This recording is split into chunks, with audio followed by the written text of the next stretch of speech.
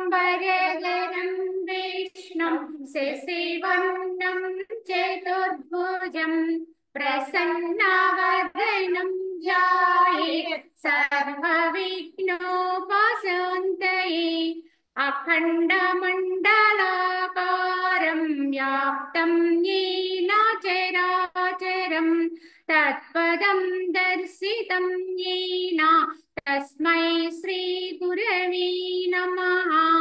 ओम गुरुर्ब्रह्मा गुरुर्विष्णुः गुरुर्देवो महेश्वरः गुरु साक्षात् परं ब्रह्म तस्मै श्री गुरवे नमः।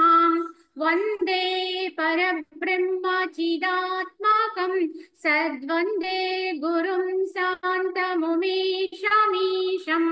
वंदे शिवानंद गुरुप्रवीरं वंदे सदा ज्ञानपि वन्दनीयान् अनंत सुखदातारामखण्डानन्द विग्रहं दयालुमति सन्तुष्टं वन्देऽहं मम सद्गुरुं रागादिरोगान् सततानुषक्ता न शेषकाया प्रवृता न शेषान् औत्सुक्यमोहारतिदान् जगाना यः पूर्ववैद्याय नमोऽस्तु तस्मै यः पूर्ववैद्याय नमोऽस्तु तस्मै।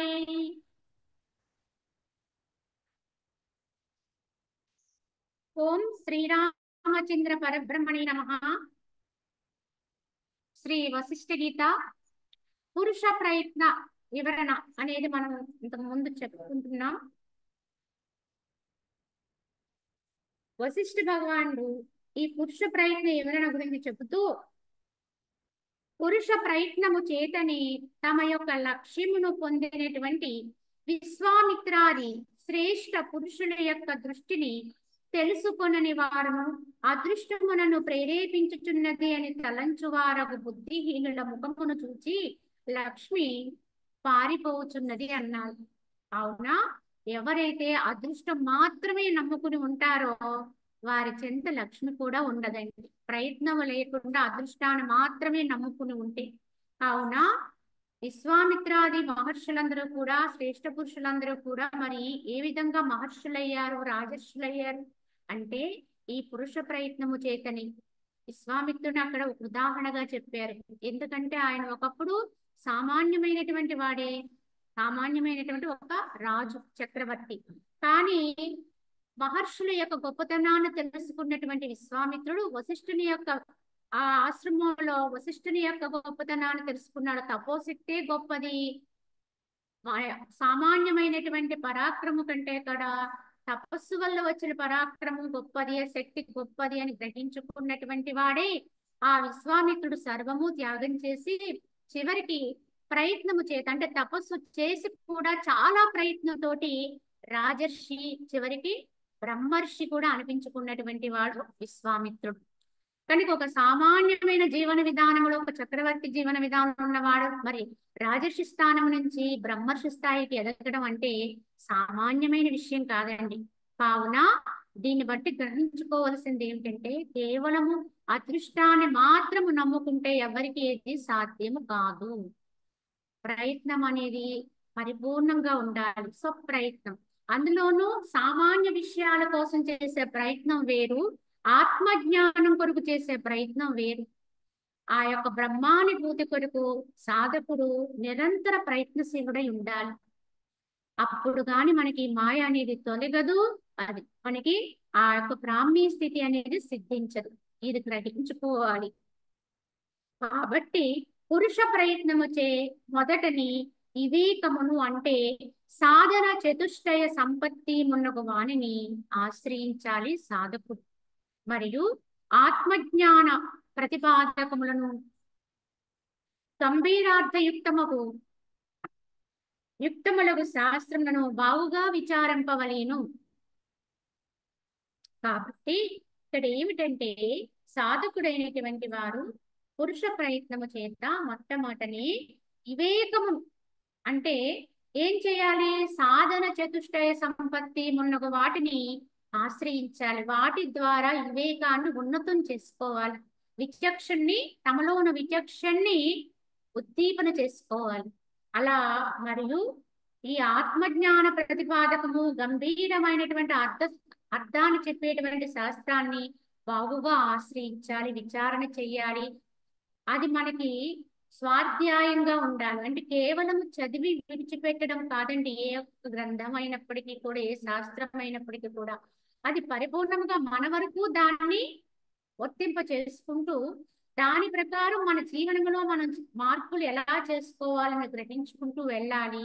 దీన్నే స్వాధ్యాయము. తన ఆత్మని తాను ఉన్నతం చేసుకునే మార్గం కొరకు అన్వేషణ చేస్తూ ఉండాలి సాధకుడు. కనుక ఇటువంటి ప్రయత్నము చేత మాత్రమే, ఇటువంటి గొప్ప ప్రయత్నము చేత, పురుష ప్రయత్నము చేత మాత్రమే సాధ్యాన్ని సాధించుకోగలం తప్ప కేవలం ఏదో ఉన్నాము అయ్యింది అన్నట్టు కాకుండా ఉండాలి. ఈ విధంగా గ్రహించుకుని శాస్త్ర ప్రకారం శ్రవణ మననాది చేష్టలచే పరమార్థ భూతమగు ఆత్మతత్వమును చింతింపని వారును కావున్నే అట్టి ఆత్మతత్వమును సాధింపని వారు మూర్ఖుల యొక్క మహానరకాది ప్రమాదమైనటువంటి దుష్ట భోగేచ్ఛకు ధిక్కారమగుగాక అన్నారు. ఏ విధంగా ఈ యొక్క భోగేచ్ఛ ధిక్కారమగుగాక అన్నారంటే, ఎవరైతే శాస్త్రాన్ని అనుసరించి, శాస్త్రములో మనకి ఏం చెప్పారో దాన్ని అనుసరణ చేసి మనము కనుక వ్యవహారం అంటే మన యొక్క ఆచరణలో పెట్టుకోనట్టయితే అది ఉపయుక్తం కాదు. కనుక శాస్త్ర ప్రకారం ఏం చేయాలి? శ్రవణము చెప్పారు, మననము చెప్పారు, నిధిధ్యాసనం చెప్పారు. ఇవన్నీ కూడా మన ఆచరణలో తెచ్చుకోవాలి. ఆ పరమార్థభూతముగా ఆత్మతత్వమును చింతిస్తూ ఉండాలి. కావునే అట్టి ఆత్మతత్వమును సాధింపని వారైనటువంటి మూర్ఖుల యొక్క, అంటే ఈ విధమైన ప్రయత్నాలు ఏమీ చెయ్యకుండా అసలు ఆత్మ అనేది ఒకటి ఉంది, అదే నేను, అదే సత్యము, కనుక దాన్ని నేను ఉన్నతం చేసుకోగలిగి ఉండాలి అనేది తెలియకుండానే ఎవరైతే జీవిస్తారో అట్టి మూర్ఖుల యొక్క మహానరకాదిప్రదమైనటువంటి దుష్ట భోగేచ్ఛ. ఎందుకంటే వాళ్ళు భోగాలు ఎందే రమిస్తూ ఉంటారు, అవే గొప్పవని భావిస్తూ ఉంటారు. అసలు సత్యాన్ని గ్రహించకుండానే జన్మ అయిపోతుంది. కనుక అటువంటి జన్మ ధిక్కారమవుగా కాదు, పుట్టనేమి గిట్టనేమి అటువంటి జన్మ వచ్చిన ప్రయోజనం ఏమున్నది అని ఇక్కడ అర్థాన్ని చెబుతూ, ఆత్మతత్వ ప్రాప్తికి అనంతమైనటువంటి పురుష ప్రయత్నము అవసరము లేదు. ఆత్మ సాక్షాత్కార పర్యంతం మాత్రము ప్రయత్నము ఆవశ్యకమై ఉన్నది. రత్నతత్వ పరీక్షా కుశలులకు స్వల్ప యత్నము చేతనే పరిశ్రమ లేటే రాతి నుండి రత్నము లభించుచున్నది కదా అన్నారు ఇక్కడ. అంటే ఆత్మతత్వ ప్రాప్తికి అనంతమైనటువంటి పురుష ప్రయత్నం. అంటే ఎప్పుడు పురుష ప్రయత్నం చేయమన్నారు కదా అని చెప్పి జీవిత పర్యంతము కూడా పురుష ప్రయత్నం చేస్తూనే ఉండాలా అనేది కాదండి. ఫలం అనేది మన అనుభవానికి వచ్చే వరకు ప్రయత్నం చేస్తూనే ఉండాలి. కానీ ఆత్మ సాక్షాత్కార స్థితి, ఆత్మ అనుభవ స్థితి మనకి ఎప్పుడైతే కలుగుతుందో అప్పటి నుంచి ప్రయత్నము చేయటానికి కూడా ఏమీ ఉండదండి. అంటే ప్రయత్నము చేయవలసిన అవసరము లేదని కాదు, ఇక్కడ అసలు చేయవలసినటువంటి పనే ఉండదు. అంటే దేనిని పొందితే ఇంక ఏదీ లేదో అది పొందే ఉంటారు. దేనిని అనుభవిస్తే ఇంకా అనుభవించడానికి ఏమీ లేదో అదే అనుభవానికి వస్తూ ఉంటుంది. ఇంకా అటువంటప్పుడు అట్టి మంజుడు చేయవలసిన ప్రయత్నం అంటూ ఏది ఉండదండి. కావున ఆ మాత్రము నిరవధిక ప్రయత్నం చెయ్యాలి, పురుష ప్రయత్నం చేయాలి, గట్టి ప్రయత్నము చెయ్యాలి. ఎందుకంటే ఏ విధంగా అయితే రత్నాలు పరీక్షించే వాడికి రత్నాలు ఏవో రాళ్ళు ఏవో చాలా క్షుణ్ణంగా అర్థమైపోతుంది.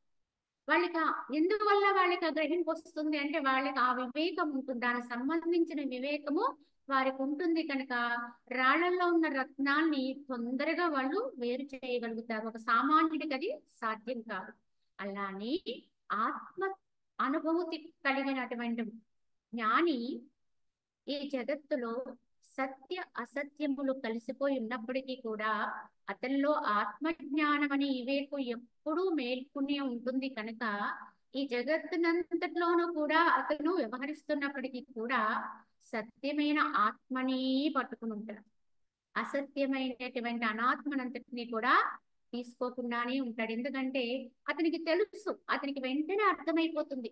ఎలా అయితే ఆ రత్నాలు పరిశీలన చేసేవాడికి ఎలా అయితే రత్నాలు తెలిసిపోయినాయో, ఆత్మజ్ఞానికి అంతటా ఉన్న ఆత్మతత్వం వెంటనే అనుభవానికి వస్తూ ఉంటుంది.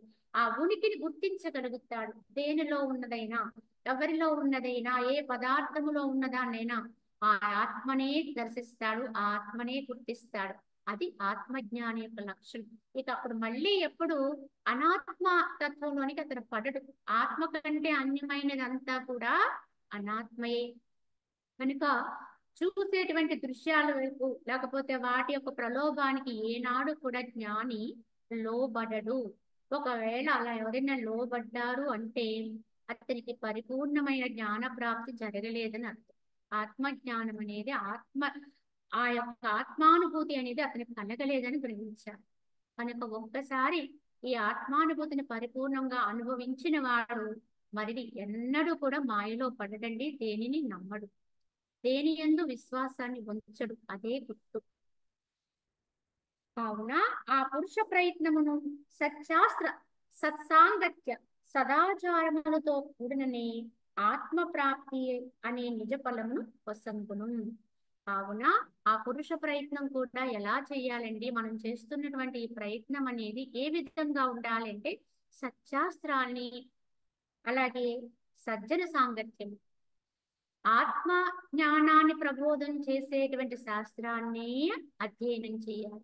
ఆ సత్శాస్త్రాలు అలాగే సజ్జన సాంగత్యం చేస్తూ సదాచారముతో అంటే మంచి ఆచరణ కలిగి ప్రయత్నం అనేది చేస్తూ ఉండాలి. ఈ ఆత్మ ప్రాప్తి అనేటువంటి నిజ ఫలము అప్పుడు మనకి దొరుకుతుంది. అయితే ఇది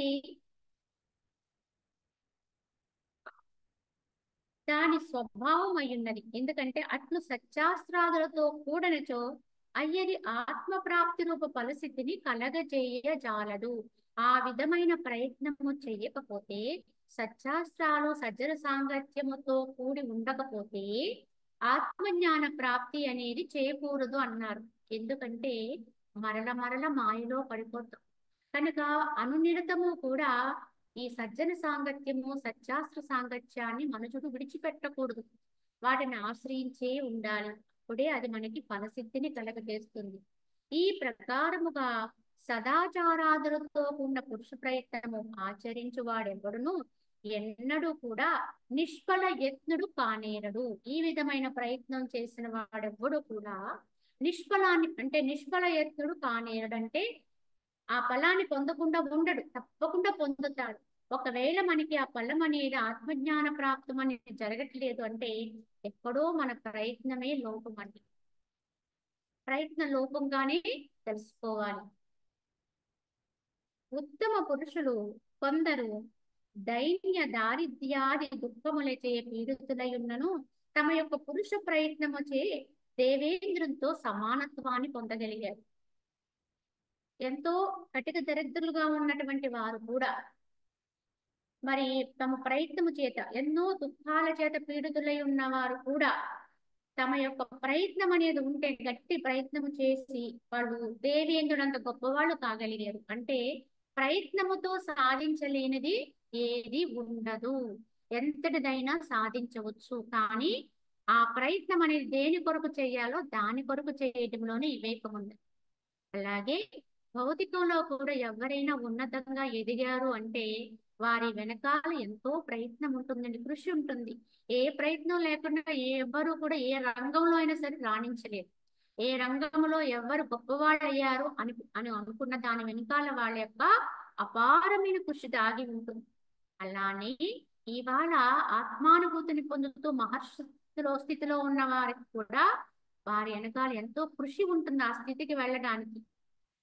బాల్యకాలము నుండి బాగుగా అభ్యసింపబడిన శాస్త్ర సత్స సత్సంగత్యాది గుణముల చేతను పురుష ప్రయత్నము చేతను ఆత్మ ప్రాప్తి రూప ఫలము సిద్ధించుతుంది. కనుక ఎప్పటి నుంచి చెయ్యాలండి ఈ యొక్క అభ్యాసం అంటే చిన్నతనము నుంచే ప్రారంభం చేయాలి.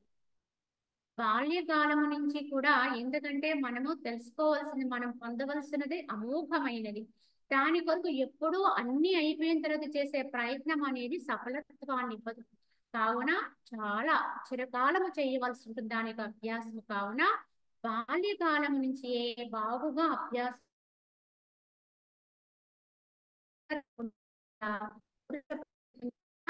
ఆత్మ ప్రాప్తి రూపం అనేది సిద్ధింపజేసుకోవాలి. ఈ ప్రపంచమున అనర్థహేతువైనటువంటి సోమరితనము అను నది లేనిచో ఎవడు మహాధనికుడు మహా విద్వాంసుడు కాకుండా ఉంటాడు అన్నాడు ఇక్కడ. అంటే ఈ యొక్క గొప్ప స్థితిని అందుకోవాలి అంటే ఏమిటి అడ్డుగా ఉంటున్నాయి అంటే, ఒక విధంగా చెప్పాలంటే మనుషునిలో ఉండేటువంటి నిర్లక్ష్యం అంటే, చూద్దామలే అనేటువంటి వాయిదా వేసే పద్ధతులు ఉంటాయి చూడండి, అవి వాడిని వెనకబాటుతనాన్ని కలిగిస్తేవారు ఏ రంగంలో అయినా సరే. కానీ యథార్థమైన పురుష ప్రయత్నం చేయగలిగితే, అంటే సోమరితనం అనేది లేని వాడైతే, అప్రమత్తతో ఉన్నవాడైతే ఎవరైనా సరే ఎంత గొప్ప స్థాయిని అందుకోగలుగుతారు. అందరూ ఉన్నతమైనటువంటి భాగ్యవంతులు కాగలుగుతారు, లేదా మహా విద్వాంసులు. అంటే ఆ విద్వాంసత్వం కూడా ఎవరికి కొద్ది మందికే పరిమితం అనుకుంటాం. ఏదైనా ప్రయత్నం అండి, అభ్యాసం. ఈ అభ్యాసంతో ఏదైనా పొందొచ్చు. నిరంతర కృషి మాత్రం ఉండాలి. సోమరితనం వలనే ఈ సముద్ర పర్యంతముకు పృథివి ఆత్మజ్ఞాన రహితులకు నరపశువుల చేతను ధనహీనులకు మనుజుల చేతను పూర్ణమయ్యున్నది. కనుక ఈ యొక్క సోమరితనముతో నిండిన వారే మనకి ఎక్కువగా కనిపిస్తారండి. ఈ యొక్క పృథివీ అంతా కూడా, ఈ భూమండలములో ఎక్కువ శాతము మరి సామాన్యులుగానే ఎందుకు ఉండిపోతున్నారు? ఎక్కడో కోటికి ఒక్కడు మాత్రమే ఆత్మజ్ఞానాన్ని పొందిన వాడు ఎందుకు ఉంటాడని చెప్పారు పరమాత్మ అంటే, అడ్డు ఏమిటండి అంటే సోమరితనమే, సరైన ప్రయత్నం లేకపోవడం. సరైన ప్రయత్నము కనుక చేయగలిగితే కోటికి కోటి మంది కూడా సంపూర్ణ జ్ఞానవంతులు కాగలుగుతారు. కానీ అది ఉండదు కనుకే ఎవరో ఒక్కళ్ళు మాత్రమే చివరికి నన్ను పొందగలుగుతారు అని చెప్పడం జరిగింది అక్కడ. కానీ ఆ ఒక్కళ్ళు మనం అవ్వాలి అన్నంత పట్టుదలతో మనం ముందుకెళ్ళాలి. అప్పుడే మనకి అది సాధ్యమవుతుంది. కల్పిత క్రీడలతో నిరంతరము కూడా చంచలమై తనరు బాల్యము గడిచిన తోడనే గురు శుశ్రూషాది సహితముగా నిత్యానిత్య వస్తు ఇవే కాదు సుగుణములను అలవరుచుకుని యవ్వనము నుండి సత్సంగమునర్చుచు స్వకీయ గుణదోషమును పరీక్షించుకునుచుండవలేను అన్నారు. అంటే ఏ విధంగా ఉండాలి మనుజుని యొక్క జీవన సరళి ఎలా నడిపించుకోవాలో చెప్తుంది. ఎందుకంటే కల్పిత క్రీడలతో నిరంతరము కూడా మామూలుగా సామాన్యంగా అయితే బాల్యం అనేది చంచలత్వానికి నిదర్శనం. అంటే ఎక్కడ స్థిరత్వం ఉండదండి. ఆ బాల్యకాలములో క్షణ క్షణము మనసు మారిపోతూ ఉంటుంది. అది కాదు ఇది కాదని ఏయో ఆటలు ఆడుకుంటూ ఉంటారు.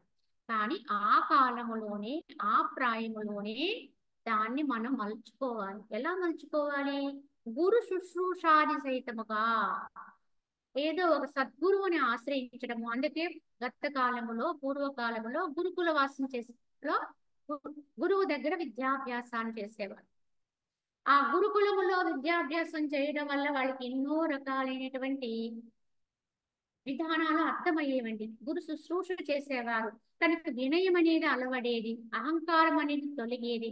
వాళ్ళు రాజపుత్రులు కానివ్వండి, పండిత పుత్రులు కానివ్వండి, లేదా పేదవారు కానివ్వండి, సామాన్యులు కానివ్వండి, ఎవరైనా సరే గురుకుల వాసంలో అందరూ సమానంగా చూడబడేవారు. ఆ గురువు ఏమేమి అవసరమో ఆయా క్రియలు ఆచరింపజేస్తూనే వారి విద్యాభ్యాసాన్ని చేయాలి. ఆ విధంగా అందరూ సమానంగా గురు శుశ్రూష చేయడం నిమగ్నమై ఉండడం వల్ల తరతమ భేదాలు ఉండేవి కాదు. అందరిలో అహంకార భావం తొలగింది. తొలగడం జరిగేది. ఆ విధంగా చేయటం వల్ల నిత్యానిత్య వస్తు వివేకాది గుణములు ఆ దశలోనే అలవరుచుకునేవారు. ఏది సత్యము ఏది అసత్యము అనే సత్యాన్ని ఆ రోజుల్లోనే, ఆ బాల్య అవస్థలోనే, ఆ గురుకులాభ్యాస దశలోనే వారికి బోధ జరిగేది. అంత చిన్న వయసులో వాళ్ళు ఆ సత్యాన్ని తెలుసుకుని వాళ్ళు బయటకు వచ్చిన తర్వాత కూడా దాన్ని గుర్తించి గమనించి జీవించేది. కానీ ఈ రోజు మన విద్యా అవస్థలో అసలు ఈ సత్యాన్ని చెప్పేటువంటి విధానమే లేదు. యథార్థాన్ని ఉన్నది ఉన్నట్టుగా తెలియచెప్పగలిగే జ్ఞానమైనటువంటి విద్యా బోధనే ఈ రోజు మనకి కరువడింది. కావునే మనకి అందరిలోనూ కూడా ఈ అజ్ఞానపు ఛాయలే కనపడుతుంది. ఈ అహంకారాది గుణాలే హెచ్చరిల్లుతున్నాయి. కావున ఇక్కడ ఏంటంటే ఆ గురుకులాభ్యాస దశలోంచే బాల్య అవస్థలోంచే నిత్యానిత్య వస్తు వివేకం అనే తత్వం అర్థమైపోతే వారికి జన్మలో ఇంకెప్పుడు అహంకారం రాదండి. ఎందుకంటే సత్యం ఏదో అర్థమైపోతుంది, అసత్యం ఏదో అర్థమైపోతుంది. ఆ రెండింటికి తేడా తెలుసుకుని బయటకు వస్తారు వాళ్ళు. నిత్యమైనది ఒక్కటే, అదే బ్రహ్మము, అదే సర్వము, అదే నిత్యము. కనుక అందరిలో ఉన్నది అదే. ఇక్కడ వ్యత్యాసం ఏమీ లేదు. వ్యత్యాసాలు అనేవి గుణాలను బట్టి కల్పించారు తప్ప యథార్థముగా అంతరములో ఏ వ్యత్యాసము లేదు. అందరికీ ఉండేటువంటి శక్తి ఒక్కటే అనేది గమనించిన వారే ఉంటారు కనుక వాళ్ళు రాజ్య పరిపాలన చేయండి లేదా ఇతరత్ర కార్యకలాపాల్లో మునిగేవారైనా సమర్థవంతమైన జీవనాన్ని గడిపేవారు. కానీ ఇప్పుడు కూడా మనం చేయవలసింది అదే. అంతో ఇంతో ఏ మాత్రం మనకి జ్ఞానము కలిగిన వాళ్ళమైనా తమ పిల్లలకి తమ దగ్గరకు వచ్చేటువంటి శిష్యులకు కానీ బోధ చేయవలసింది ఈ సత్యాన్ని, వివరణ చేయవలసింది ఇదే. కనుక వారు సామాన్యమైన విధానంలో జీవించడానికి సంసిద్ధులు చెయ్యాలి వాడిని. అంతేకాని నువ్వు ఇంత గొప్పవాడివి అంత గొప్పవాడిని వాళ్ళకి అహంకారాన్ని పెంచితే రాను రాను నష్టపోయేది ఎవరంటే వారే నష్టపోతారని. కావున అప్పుడే ఆ సుగుణాలను అలవర్చుకుని యవ్వన దశ నుండి సత్సంగం అనొచ్చుచు ఎప్పుడైతే బాల్యములో ఈ స్థితి ఏర్పడిందో యవ్వనము కాలంలో సత్సంగాది అభ్యాసాలు చేస్తారు. ఇప్పుడు అసలు భగవంతుడు అనేదాన్ని పలకడము కానీ వినడం కానీ అంతగా పట్టించుకోని దశ అది ప్రస్తుత కాలానికి. కానీ ఆ సమయంలోనే సత్సంగాలు అంటే సత్సంగం అంటే ఎక్కడికో వెళ్ళి ఎక్కడో ఉండే గురువులను ఆశ్రయించి ఆశ్రమాల్లో తిరగమని కాదండి. మంచి మంచి గ్రంథాలు ఎన్నో ఉన్నాయండి మనకి. మంచి మంచి వివేకాన్ని తెలిపే గ్రంథాలు మనకి వివేకానంద పుస్తకాలు ఉంటాయి. ఇలాంటి వాటిని చదవటం అనేది వారికి అలవాటు చేయాలి. దాని ద్వారా వాళ్ళు ఎప్పుడూ గాడి తప్పకుండా ఉండగలుగుతారు. ఆ విధంగా సత్సంగమునర్చు స్వకీయ గుణదోషముల్ని అంటే ఆ విధంగా సత్సంగాభ్యాసం చేయటం ఆ యొక్క గ్రంథాన్ని పఠనం చేయటం ద్వారా తమలో ఉన్న దోషాన్ని తాము తెలుసుకోగలిగే నిపుణత్వం వస్తుంది. ఎందుకంటే నాలో దోషం ఉంది అని తెలిస్తేనే కదా మొట్టమొదట దాన్ని మనం బయటికి విడిచిపెట్టేది. కనుక దోషాన్ని గుర్తించుకోవాలంటే ఆ పరీక్ష చేసుకోవాలంటే మనకు దాని గురించి జ్ఞానం ఉండాలండి. అది తప్పు అని తెలుసుకోగలిగే వివేకం ఉండాలి. కనుక అలా పరీక్షించుకోగలిగి ఉండాలి యవ్వన దశలోని ఇలా పరీక్షించుకునే అవస్థ వస్తే అసలు అనర్థాలే లేవండి. ఇవాళ జరిగే అనర్థాలన్నిటికీ కారణమే అది. కావున పూర్వజన్మయందరి పురుష ప్రయత్నం కంటే వేరుగా అదృష్టం అనేది లేదు. దాన్ని దూరముగా తొలగించి వేచి సాధుజన సాంగత్యము సత్యాస్త్రాదులచే జీవుని సంసార సాగరం నుండి బలవంతముగా తరింపచేయవలను. కావున పూర్వజన్మ నుంచి వచ్చినటువంటి సంస్కారం చూడండి, అదే మనకి అదృష్టమైన దురదృష్టమైన, అంతకు మించి వేరే అదృష్టం ఏమీ లేదు. మరి ఆ సంస్కారం ఎక్కడి నుంచి వచ్చింది? గతంలో మనం చేసింది ఏదైతే ఉందో అదే మనకి ఇప్పుడు వస్తుంది. అలాగే ఇప్పుడు చేసింది జన్మంటూ ఉంటే మరలా మనకి అదే మళ్ళీ అది మనకి సంస్కారం అవుతుంది. కనుకని దాన్ని పట్టుకుని వేళ్లాడకుండా, గత జన్మని పట్టుకుని అప్పటి నుంచి వచ్చిన దాన్ని పట్టుకుని వేళ్లాడకుండా దాన్ని దూరముగా తొలగించి వేసి ప్రస్తుత ప్రయత్నానికి ఎక్కువ సమయాన్ని విలువని ఇవ్వాలండి. ప్రస్తుత ప్రయత్నమే గట్టిగా చేయాలి. మనం గతంలో ఏమై ఉంటే అయి ఉండొచ్చు, ఏదైతే అవ్వచ్చు. తెలిసి కానీ తెలియక కానీ మన వల్ల ఏమైనా తప్పిదాలు జరిగితే జరగచ్చు. అయ్యో తప్పిదం చేశాన్ని మనము అక్కడ విచారిస్తూ కూర్చుంటే ప్రయోజనం లేదండి. పశ్చాత్తాపపడండి. కానీ మళ్ళీ ఆ తప్పు చెయ్యకుండా మనల్ని మనం ఉన్నతం చేసుకునే మార్గంలోనే నడవాలి తప్ప దానికోసమే విచారిస్తూ కూర్చుంటే ఏమి ప్రయోజనం లేదు. ఎట్టి వారైనా మార్పు చెందే అవకాశం మాత్రం ఉందండి. ప్రతి ఒక్కరూ కూడా మారడానికి ప్రయత్నించాలి. గత గుణాలను పట్టుకుని కూర్చోకూడదని దీనికి భాగం. పూర్వపు స్వకర్మలు కాక అదృష్టం అనేది వేరొకటి లేదు. అయితే బలశాలి అయినటువంటి పురుషుడు బాలుని లోబర్చుకునగలిగినట్లు అనాయాసముగా అదృష్టమును జయించవచ్చును అన్నారు ఇక్కడ. అంటే ఎలా అయితే ఒక బలవంతుడైనటువంటి వాడు ఒక బలహీనను లోబర్చుకోవడం చాలా సున్నాయసం. అలాగే మనం ఇప్పుడు చేస్తున్న ప్రయత్నం గట్టిగా ఉంటే గత జన్మ సంస్కారాన్ని చాలా తేలిగ్గా చేయించవచ్చు అన్నారు. ఒక బాలుని చందంగా దాన్ని జయత్వాన్ని పొందొచ్చు. దాని నుంచి నిన్నటి దుష్ట ఆచరణము నేటి ఉత్తమ ఆచరణ ద్వారా ఎట్లు శీఘ్రముగా శుభత్వమును పొందుచున్నదో పూర్వ కర్మ కూడా ఇప్పటి కర్మ చేసి శుద్ధత్వమును పొందుచున్నది. అంటే నిన్న చేసిన తప్పుని ఈ రోజు మంచి చేసి సరిదిద్దుకునే ప్రయత్నం చేస్తాం. ఎంత మాత్రపు విచక్షణ వాడైనా ఆ తప్పు తెలుసుకుంటే పశ్చాత్తాపడి దానికి విరుగుడుగా ఉన్నత కర్మ చేసి ఆ కర్మను కడుక్కుంటాడు. గతంలో చేసిన తప్పిదాన్ని దిద్దుకుంటాడు. దిద్దుకునే అవకాశం ఉంది మనకి.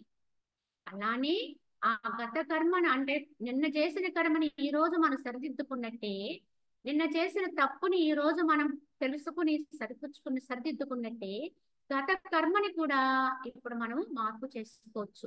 ఇప్పుడు శుభ ప్రయత్నము చేత దాన్ని తప్పకుండా సరిదిద్దవచ్చు. కనుక ఎవరో ఏదో మనకి జాతకాలు జ్యోతిష్యాలు పట్టుకుని ఇలానే ఉంటుంది నా జాతకం అని ఎవ్వరు అనుకోవద్దు. ఇవన్నీ ఏమిటి అంటే గతము నుంచి మనకు వచ్చిన కర్మఫలం మాత్రమే చెప్తాయండి. కానీ మరి ఇప్పుడు ప్రయత్నం ఫలం ఎవరు చెప్తారండి? ఎవ్వరు చెప్పేవారు లేరు. కేవలము ఆ జాతకాలను నమ్ముకుని మాత్రమే ఉండేవాడు అసమర్థుడు. ఒకవేళ మన విధానములో చాలా రకాలుగా తప్పిదాలు జరిగి దానికి తగినటువంటి దురదృష్టకరమైన ఫలం మనకి ఇప్పుడు ఉంది అని మనకు ఎవరైనా చెప్పినా దాన్ని పట్టుకుని ఉండే ప్రయత్నం చేయకూడదు. నేను మంచిగా ఉంటాను, మంచి ప్రయత్నం చేస్తాను, నేను సజ్జన సాంగత్యంలో ఉంటాను, జ్ఞానాన్ని పొందుతాను, జ్ఞాన సిద్ధిని పొందే వరకు విశ్రమించను అన్నట్టుగా ప్రయత్నించారనుకోండి, నీ జాతకమే మారిపోతుంది, నీ చేతి రేఖలే మారిపోతుంది. ఇది తథ్యం అండి, ఇది యథార్థం అండి. కనుకనే జ్ఞానాగ్ని దగ్ధ కర్మాణి అన్నారు. జ్ఞానముతో మాత్రమే కర్మల్ని భస్మం చేయగలుగుతాం. మన కర్మల్ని మనం మార్పు చేసుకోగలుగుతాం. కావున ఎన్ని పక్కన పెట్టి జ్ఞానవంతులు అవ్వడానికి ప్రయత్నం చేయాలి తప్ప గతాన్ని తలుచుకుంటూ కూర్చుంటే ఏం ఉపయోగం లేదు. సోమరితనం వస్తుందంటే వాడి వల్ల ఇహానికి లాభం ఉండదు, పరానికి లాభం లేదు. వాడి ఇహములోనూ వాడు గొప్పవాడు కాలేదు, పరములో వాడేమీ పొందలేదు. కానీ రెండింటినీ అతిక్రమించి ప్రయత్నం అనేది మనం చేపడితే తప్పకుండా ప్రతి ఒక్కళ్ళము ఉన్నతులం కాగలుగుతాం. కనుక ఆ పూర్వజన్మ కృత కర్మను జయించుట కొరకు యత్నింపని వారు అదృష్ట పరాయణులకు విషయ సుఖ లేస లంపటులైన మనుషులు దీనులను పామరులు మూర్ఖులే అవుతారు. ఆ గత జన్మనే పట్టుకుని కూర్చుని దాని ఎలా ఉంటే అలా పోతుందని కూర్చుంటే వాళ్ళని గర్హించారు వశిష్ఠ భగవాన్. వాళ్ళ మూర్ఖులు, ఇంకెప్పుడు దాంట్లోంచి వాళ్ళు బయట పడలేరు, పామరులు అన్నారు. కనుక ఆ విధానంలో మనం ఉండకూడదు. సాధకుడైనటువంటి వాడు దాని నుంచి బయటపడాలి. ఇప్పటి పురుష ప్రయత్నం విఫలమైనచో పూర్వజన్మ ఎందరి పురుష ప్రయత్నం ప్రబలముగా ఉన్నదని గ్రహించుకుని ఇప్పటి దాన్ని పెంచుకోవాలి. ఒకవేళ మనం ప్రయత్నం చేస్తూ ఉన్నా వీగిపోతూ ఉంటాం, ఓడిపోతూ ఉంటాం, మధ్య మధ్యలో ఏవో ఆటంకాలు వచ్చేస్తూ ఉంటాయి. ఇంకా మనము మళ్ళా లేవలేనంత గట్టి దెబ్బలు కూడా తగలొచ్చు మానవుడి జీవనంలో. రానివ్వండి వస్తే, కానీ చేసేటువంటి ప్రయత్నాన్ని మాత్రం నేను విరమించను అని నువ్వు నిర్ణయించుకుంటే నెమ్మదిగా అవి పలాయనం తెలుస్తాయి.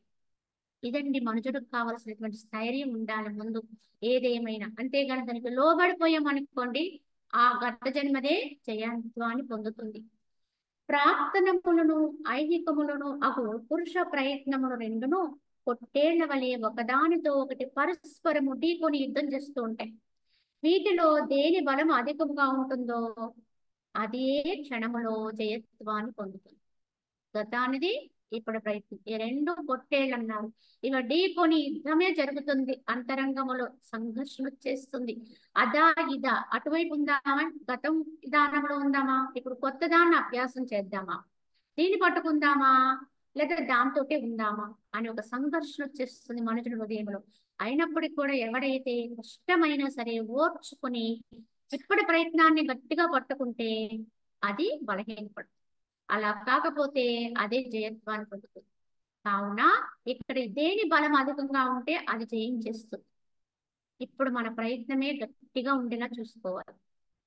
కాబట్టి పురుష ప్రయత్నమును ఆశ్రయించి సత్శాస్త్ర సత్సాంగత్యాల ద్వారా బుద్ధిని నిర్మలమనర్చి సంసార సాగరమును దాటివేయవలను. ఈ సంసార సాగరం దాటివేయాలంటే గట్టి ప్రయత్నముతో మొట్టమొదట మనుషుడు కోరుకోవలసింది సజ్జన సాంగత్యమే. అదే మొట్టమొదటి చెప్తున్నారు.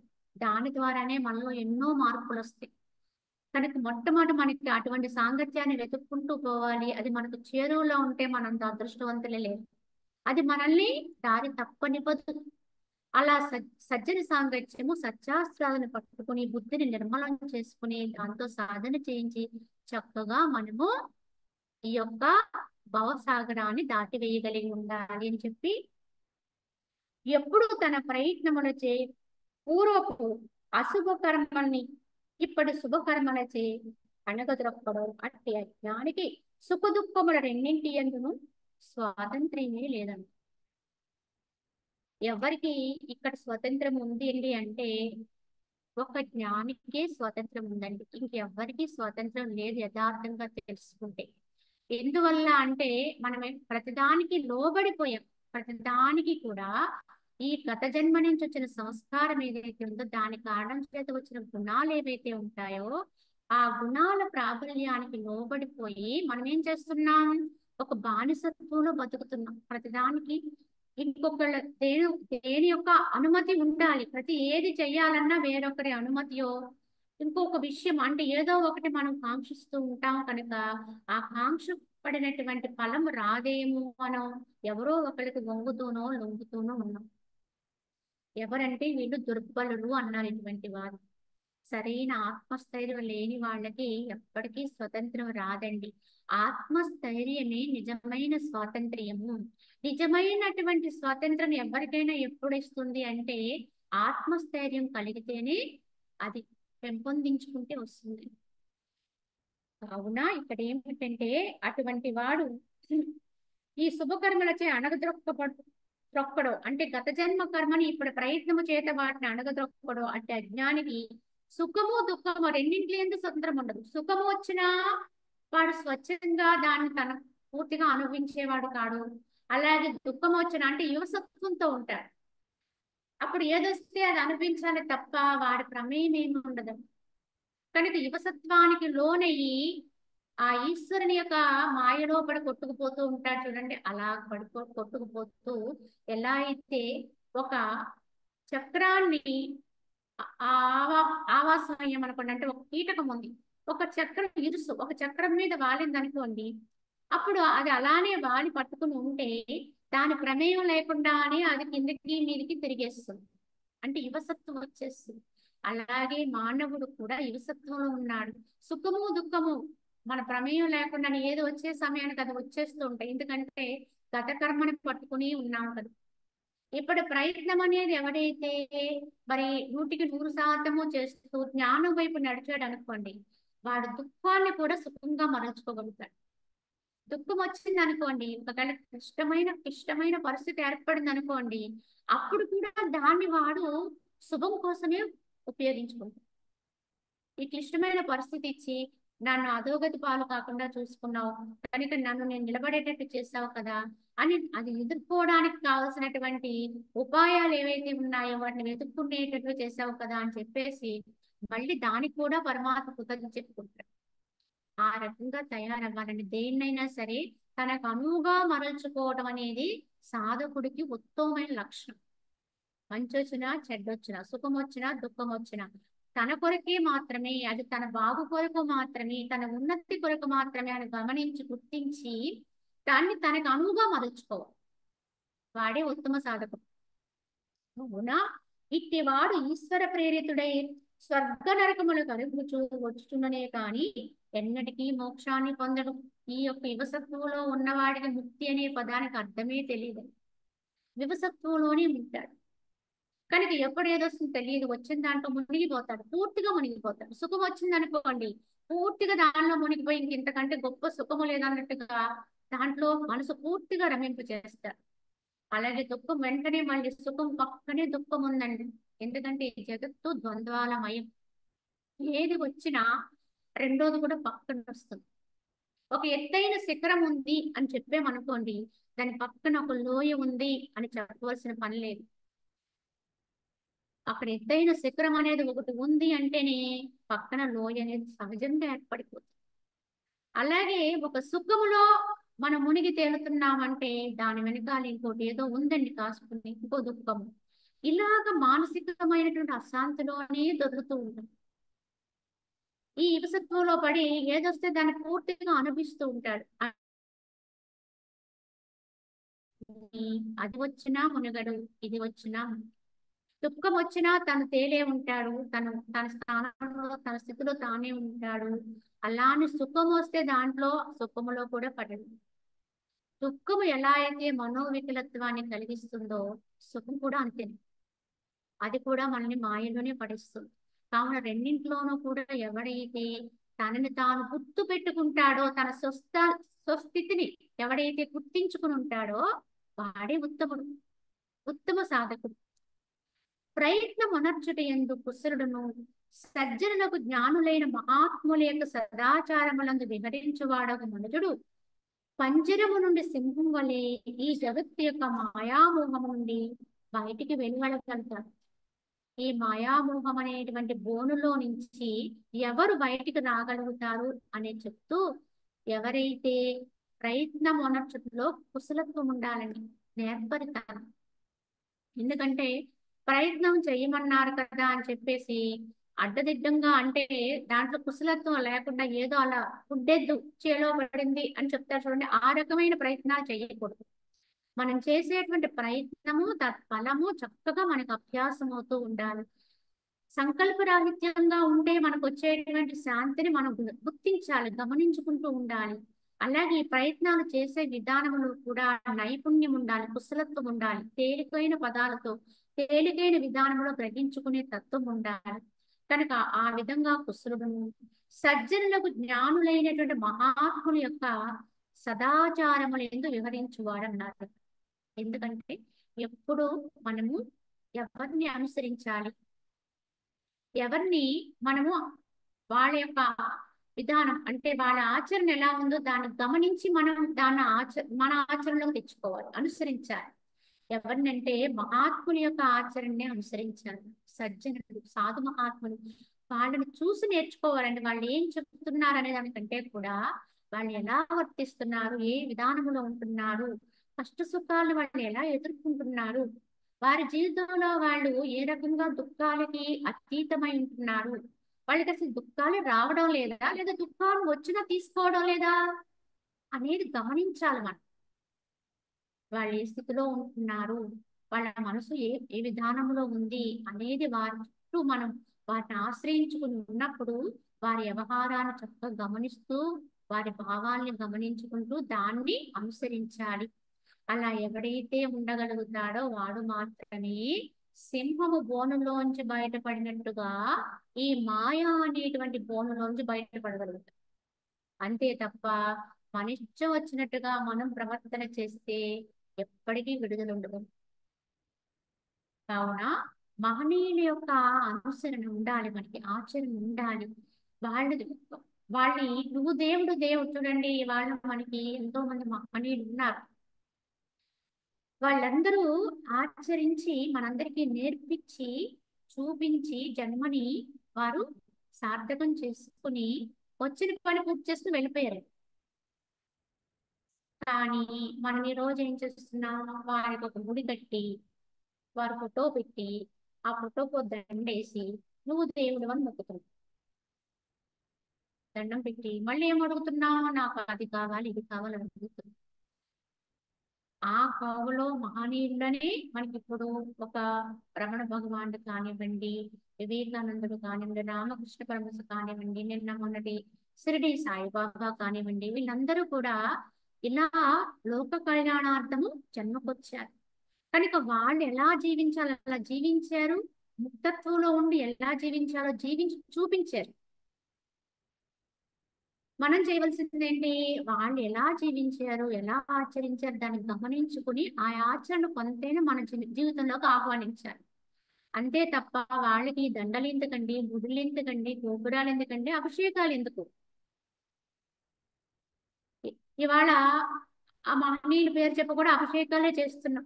అన్ని రకాలైనటువంటి పదార్థాలు తీసుకెళ్ళి అక్కడ ఏదో ఒక ప్రతిమ స్థాపన చేసి అభిషేకం చేసి అయిపోయింది నేను ఆయన భక్తుడిని చెప్పు. ఇది ఎన్నటికీ కూడా వాళ్ళు గ్రహించరు, అంటే తీసుకోరు, అది అభిలషించరు వాళ్ళెవ్వరూ కూడా. నువ్వే దేవుడు అంటే ఏమొస్తుందండి, ఆయన ఎలా దేవుడు అయ్యాడో గమనించండి. షిరిడి సాయిబాబా ఉన్నారు, ఆయన ఎన్నో మార్లు చూపించారు, తత్వం అర్థమయ్యేటట్టుగా తన భక్తుడికి ప్రబోధం చేశారు. చూడండి, ఒక అరటి పండును ఉదాహరణగా చేసుకుని ఆయన జ్ఞాన ప్రబోధం చేశారు. ఆయన ఆయన దగ్గరికి వచ్చేటువంటి భక్తుల్లోనే ఒక ఆయన ఈ భౌతికమైనటువంటి సౌందర్యానికి లోబడుతూ ఉంటాడు. అక్కడికి వచ్చే స్త్రీలు ఎంత అందంగా ఉన్నారు అనే దాన్ని గమనించుకుంటూ మనసులో మాత్రం ఆ భావన చేస్తూ బయటికి మాత్రం నేను బాబా భక్తుడినని నుచటన బొట్టు పెట్టుకుని వ్యవహారం చేశారు. కానీ సర్వాంతర్యామికి అన్ని గుర్తింపే, అన్ని గ్రహింపే. కనుక బాబా కూడా ఆ యొక్క సర్వాంతర్యామి తత్వంలో ఉండేవారు కనుక వారి అంతరములో ఉండే భావం అనేది ఏముందో అది గ్రహించేవారు. కావున అతని భావన గ్రహించిన వారే ఒక రోజున ఆయనకి సరైనటువంటి ఒక ఉదాహరణతో కూడినటువంటి గుణపాఠం చెప్పాలనుకున్నారు. సరిగ్గా అదే సమయానికి ఒక ఆయన ఒక పెద్ద అరటిగెల తీసుకొచ్చారు అక్కడ. ఎర్రటి అరటిగెల, ఎర్రటి పళ్ళు అవి. అయితే ఆ అరటిగెల తీసుకొస్తే అది చాలా అందంగా ఉంది కదా అని చెప్పేసి ఈ అన్ని బయట చూసి అలవాటున్న ఈ వ్యక్తి ఆ అరటిగెలను కూడా చూసినప్పుడు అనుకున్నాడు, ఎంత బాగున్నాయి ఈ పళ్ళు, ఎంత అందంగా ఉన్నాయి, చూడడానికి ఎంత బాగున్నాయో కదా అని చెప్పేసి ఓ మురిసిపోతున్నాడు. ఈ అరటిపళ్ళు మా అందరికి పనిచేస్తారు బాబా, ఇవి మేము తినేయచ్చు కనుక ఎంత బాగున్నాయి అనుకుంటున్నాడు. సరే అన్నట్టుగానే బాబా వచ్చినటువంటి ఏ ప్రసాదాలైనా అందరికీ కూడా సమంగా పంచారు. అలానే ఆ రోజు అలా వచ్చిన అరటిగెలను కూడా అక్కడ ఉన్నటువంటి అందరికీ కూడా పంచమని చెప్పి తన శిష్యులతో చెప్పారు. కానీ అందరికీ అరటి పళ్ళన్నీ పంచి ఇప్పించారు. కానీ ఈ యొక్క సౌందర్యాన్ని రేగి అని అతను చూస్తుంటాడు, అతనికి మాత్రము అరటి పండు ఒలిచి తొక్క మాత్రం ఇస్తారు, లోపల గుంజు మాత్రం అతనికి ఇవ్వరు. అప్పుడు ఆయన అందరి వైపు చూసి ప్రశ్నిస్తాడు, బాబా అందరికీ అరటిపళ్ళు అని చెప్పి అన్ని బాగా ఇచ్చుకున్నాడు తెచ్చావు కదా, నాకు మాత్రం ఇది తొక్కిచ్చేదేమిటి, నేను దీన్ని ఏం చేసుకోను, లోపల పండు లేకున్నాను అని. మరి నువ్వు చూసేది బయటే కదా, ఎప్పుడు బయట దాన్ని చూసే కదా, అది ఎంతో అందంగా ఉందని మోహిస్తున్నావు కదా, అందుకు నువ్వు అరటి పండును చూసినావు బయట చూసి బాగుంది అనుకున్నావు కానీ నీ తొక్కిచ్చానయ్యా. అప్పుడు ఆయనకి తాను చేస్తున్న తప్పు అప్పుడు అర్థమవుతుంది. తాను ఎంతసేపు బయటదే చూస్తున్నాడు, ఎవరొచ్చినా వాళ్ళ యొక్క భౌతిక సౌందర్యాన్ని చూస్తున్నాడు, దాన్ని గమనిస్తున్నాడు అతను. అది ఎంతో పొరపాటైన విషయం. కావున అతను ఏం చేశాడు, ఆ రకంగా ఆయన తర్ఫీదు ఇచ్చారు శిష్యుడు. అప్పుడు తప్పిదం తెలుసుకుని ఇంకెన్నడూ ఆ తప్పిదం చేయడం. అయితే ఇలానే ప్రబోధం చేశారు మహనీయులందరూ మనకి ఆ తత్వాన్ని. అప్పుడు మనం ఏం చేయాలి అంటే బాబా అక్కడ మనకి ఏం చెప్పారు అని గ్రహించాలి. లోపల అంతరము తత్వాన్ని చూడగానే భౌతిక తత్వం అనేది పనికిరాదు. అరటిపండు తెక్క ఎలా అయితే నిష్ఫలమో ఉపయోగం లేదో అలాగే ఈ బాహ్య సౌందర్యాలు కూడా అక్కడికి వచ్చేవి కావు, యథార్థం కాదు, కొన్ని రోజులకి ఇది నశించిపోయేవే, సారహీనములే అని మనకు అక్కడ ఉద్బోధ చేశారు. అలా ఉండమని చెప్పారు.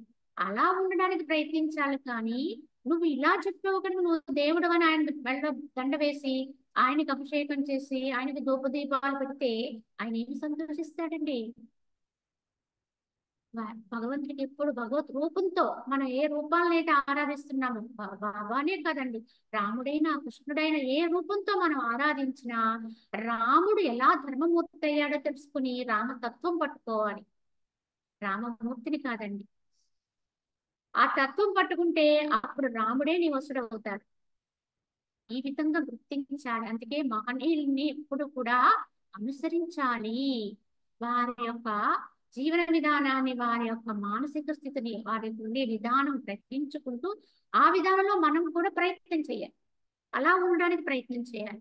వాడు మాత్రమే మాయను దాటుతాడు తప్ప అన్యులు ఈ రకంగా కాకుండా వేరే తత్వంతో వెళ్ళి అక్కడికి వెళ్ళి మళ్ళీ ఆ భావనే ఉంచుకుని నాకు సుఖాన్ని, నాకు భోగాన్ని, లేకపోతే ఈ రోజు కూడా మనం దేవుడి దగ్గరికి వెళ్ళి అది అడుగుతున్నాం మళ్ళీ. వారు ఏదైతే వద్దని చెప్పారో దాన్నే మళ్ళీ నాకు ఇయ్యి అని అడిగితే ఏం చేస్తారు చెప్పండి. ఏదైతే అది నిజం కాదు అని తెలుసుకో అని చెప్పారో దాన్ని ఇంక ఉన్నతం చెయ్యి, గొప్పది చెయ్యి అనే ప్రశ్నిస్తున్నా, అనే ప్రార్థిస్తున్నామా. కావున ఇది తెలుసుకుని గ్రహించుకుని మనము వారు అనుసరించిన పద్ధతిలో కనీసం కొంత శాతమైన మన ఆచరణలో ఉందా అనేది గమనించుకోవాలి. పురుష ప్రయత్నమును విడిచి ఎవరో నన్ను ప్రేరేపించుచున్నారని అనర్థ కల్పనందు ఊగులాడు అదుముడగు వ్యక్తిని దూరముగా పరీక్షించడే మేలు. చేయవలసిన ప్రయత్నం పక్కన పెట్టేసి నన్ను ఏదో శక్తి అలా లాగేస్తుంది, ఎవరో ప్రేరేపిస్తున్నారు కనుక నేను ఈ చెడ్డ పని చేయక తప్పదు అంటే ఏంటి, అది చెడ్డ పని అని తెలిసి కూడా వాడు ఆ చెడ్డ పని చేస్తాడు, లోబడతాడు. అదేమిటి, మనో దుర్బలత్వం అండి. ఈ మనసు ఏది తలిస్తే దాన్నే ఆచరణలో పెట్టేస్తుంటాడు. అలా ఊగులాడేటువంటి అదుముడైన వ్యక్తిని నిజంగా అటువంటి వాడు ఉంటే సజ్జనుడు వాడిని దూరంగా పరీక్షించాలి. సాధకుడు వాడి జోలికి కూడా పోకూడదు, వాడి పరిసరాల్లో కూడా ఉండకూడదు. మనమే తొలగాలి. మన నుంచి వారు దూరం పోరండి, మనమే వారి నుంచి దూరం తొలగాలి. అటువంటి సాంగత్యంలోకి వెళ్తే ఆ దోషాలే మళ్ళీ సాధకుడు కూడా అంటుకుంటాయి. కనుక సాధకుడు ఎప్పుడు ఉత్తమమైన సజ్జన సాంగత్యాన్ని కోరుకోవాలి. ఏ అనేక వ్యవహారములు మనుజుని వద్దకు వచ్చుచూ పోవచూ ఉన్నవో వాని ఎందు ప్రియ అప్రియముల రాగద్వేషము లేనివాడి సుఖదుఖ భావన విడిచి సమబుద్ధి కలిగి శాస్త్రానుసారము ప్రవర్తన చేయాలి అన్నారు. అంటే ఈ యొక్క జగత్తులో మనం ఎక్కడున్నామండి, సమాజంలో ఉన్నాం, అందరి మధ్య ఉన్నాం, సంఘపరంగా ఉన్నాం. కావున మనకి ఎన్నో విషయాలు వస్తూ ఉంటాయి. ఈ వ్యవహారం ఎప్పుడు కూడా మనుషుని వద్దకు వస్తూ పోతూ ఉంటుంది. ఆగమాపాయనో నిత్యాహ తాం స్థితిక్షస్వ భారత అన్నారు కృష్ణ భగవాన్. అవి వస్తూ పోతూ ఉంటాయే కానీ స్థిరంగా ఉండేవి కాదు. వస్తూ పోతూ ఉండే వాటి యందు ఏదొస్తే దాన్ని సేకరణ చేయాలి కానీ వాటి యందు ప్రియ అప్రియములు ఉండకూడదు. ఒకసారి వచ్చిన దాని పట్ల ప్రియత్వ భావన, ఇంకొకసారి వస్తే అది రాకూడదని దాన్ని బయటకు నెట్టేయాలని వాటిని ద్వేషించటం, ఇది సాధకుని యొక్క లక్షణం కాదండి, జ్ఞాని యొక్క లక్షణం కాదు. ఏ సమయానికి ఎదురు వచ్చినా సాదరంగా ఆహ్వానించాలి. అది మంచిదైనా చెడ్డదైనా మనకి మన వ్యవహారానికి ఏదేస్తే దాన్ని తీసుకుంటూ అది అనాదర భావన చేయకుండా దాన్ని ఆచరించుకుంటూ వెళ్ళిపోవాలి. ఇక్కడ రాగము వద్దు, ద్వేషము వద్దు. సుఖ దుఃఖ భావన, సుఖం వస్తే సుఖాన్ని రాగంతో అనుభవించదు, ప్రియత్వంగా అనుభవించదు. అలాగే దుఃఖం వచ్చే దుఃఖాన్ని కూడా అంతే, ఆ రెండు సమభావనతో ఎలా ఉంటే అలా అనుభవించుకుంటుంది. ఎవరైతే ఉంటారో సమబుద్ధి కలిగి వాడే ఉత్తముడు అవుతాడు. కనుక శాస్త్రానుసారము అలా వర్తించగలిగి ఉండాలి. శాస్త్రానుసారము అఖండితమైన తన మర్యాద అంటే ప్రయత్నమును త్యజింపని వారికి సమస్త అభీష్టము సముద్రమునందు రత్నముల వలె సంప్రాప్తమవుతున్నది. ఎవరైతే శాస్త్రానుకూలమైనటువంటి ప్రవర్తన కలిగి ఉన్నతమైనటువంటి విధానంలో జీవనాన్ని గడుపుతూ ఉంటాడో, సాధనా మార్గంలో ఉంటాడో అటువంటి వాడు ఎన్నడూ కూడా తన ప్రయత్నాన్ని గనక విడిచిపెట్టకుండా ఉంటే ఎన్ని వచ్చినా తాను ఈదుతూనే ఉండాలి. ఈ దేవుడి లక్షణం ఏంటండి అంటే మధ్యలో ఆగడండి, తీరం వచ్చే వరకు ఈదాలి. నాని తన ప్రయత్నాన్ని ఎవడైతే వదలకుండా ఉంటాడో అటువంటి వాడి చెంతకి సముద్రములో ఉన్న రత్నాలు ఎలా అయితే దొరుకుతాయో అలాగా సమస్త అభీష్టములు అంటే వాడికి ఏది అవసరమో అది వాడి దగ్గరికి వచ్చి చేరుతుందండి తప్పకుండా. మనం ఉండగలిగితే, మనము సరైన సమస్థితిలో మనం నిలుపుకోగలిగితే, ఉండగలిగితే వారి అవసరార్థం ఏది కావాలో అది వారి దగ్గరికి వారి చెంతకు వచ్చి నన్ను ఉపయోగించుకో అన్నట్టుగా వస్తుంది. ఇది యథార్థం. కానీ అంతవరకు మనమే ఆగమండి, దాని వెంట పరుగులు పెడుతూ ఉంటాం. ఎవరైతే సమస్థితికి వస్తారో వారికి ఏనాడు కొరత రాదండి. ఏది కూడా వారు ఆయాసపడవలసిన అవసరం ఉండదు. సునాయాస పద్ధతిలోనే వారి అవసరాలన్నీ తీరిపోతూ ఉంటాయి. ఎవరు ఏ మాత్రం మనసుని పాడు చేసుకోకుండా అంటే ఆ విషయాల వైపుకు వెళ్లకుండానే వారి యొక్క జీవన వ్యవహారాలన్నీ కూడా నడిచిపోతూ ఉంటాయి. అవి పరిష్కరింపబడుతూ ఉంటాయి. ఇదే జ్ఞానానికి గుర్తండి. జ్ఞానం అనేది మనలోకి ఎంత వస్తే అంటే ఎంత సమస్థితి వస్తే అంత జ్ఞానం తత్వంలో ఉన్నట్టే. ఎంత సమస్థితిలో ఉంటావో అంత జీవన వ్యవహారాలన్నీ కూడా సమతుల్యంగా వెళ్ళిపోతుంది, యథేచ్ఛగా నడిచిపోతూ ఉంటాయి. కావున ఆ విధంగా గమనించి తన ప్రయత్నాన్ని ఎన్నడూ విడిచిపెట్టకూడదు. గురు శుశ్రూష, శ్రవణాది క్రియల చేతను, సాధు సాంగత్యము, సత్శాస్త్రాదుల చేతను తీక్ష్ణమనర్పబడిన బుద్ధిచే స్వయముగా ఆత్మ ఉద్ధరింపబడుతుంది. ఇది దాని స్వార్థ సాధకత్వము అన్నారు. ఇక్కడ ఏమంటే మనము చేయవలసింది చేస్తూ ఉంటే అంటే గురు శుశ్రూష, శ్రవణము, మననము, సాధుజన సాంగత్యము, సత్శాస్త్రాల అభ్యాసము ఇవన్నీ చేస్తూ తీక్ష్ణం చేయాలి. ఎవరిని? బుద్ధిని తీక్ష్ణం చేయాలి. తీక్ష్ణము అంటే ఏమిటి అంటే సునిశ్చితం చేయాలి, పదును పెట్టాలి. అది మొద్దుబారిపోయిందనుకోండి, ఇప్పుడు మన దగ్గర ఉన్నటువంటి ఒక ఆయుధం, ఒక కత్తి కానీ లేదా ఇతరత్ర ఏదైనా ఒక సూది, అది ఉపయోగం లేదనుకోండి మొద్దుబారిపోయి ఉంటుంది. అప్పుడు ఏం చేస్తాం మనం? దాన్ని దేనికో దానికి పెట్టి అరగదీస్తే అదేమవుతుంది, దానికి ఉన్నటువంటి మన్నమంతా అరిగి అది తీక్ష్ణం అవుతుంది, మనని రహితం అవుతుంది. అలానే మన బుద్ధిని ఈ రకంగా సాధుజన సాంగత్యంలో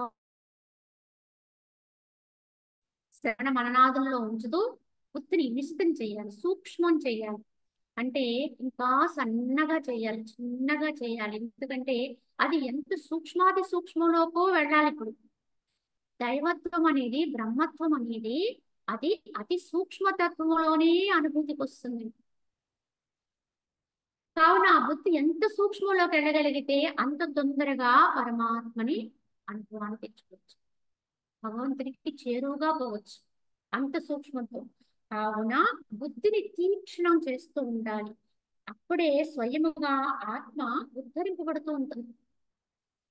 ఈ ఉద్ధరింపబడడమే ఇది దాని స్వార్థ సాధకత్వము అన్నారు. అంటే స్వార్థం అంటే తన కోసం తాను మాత్రమే బ్రతికితే తన స్వార్థము అంటారు. అవును కదా? ఈ భౌతికములో మనము వ్యక్తిగా కేవలం ఈ వ్యక్తి అని చెప్పే దీని కొరకు మాత్రమే జీవిస్తే వాడు చాలా స్వార్థపరుడు అంటారు. కావున ఈ స్వార్థం ఉండకూడదు అంటారు, త్యాగం చెయ్యాలి అంటారు.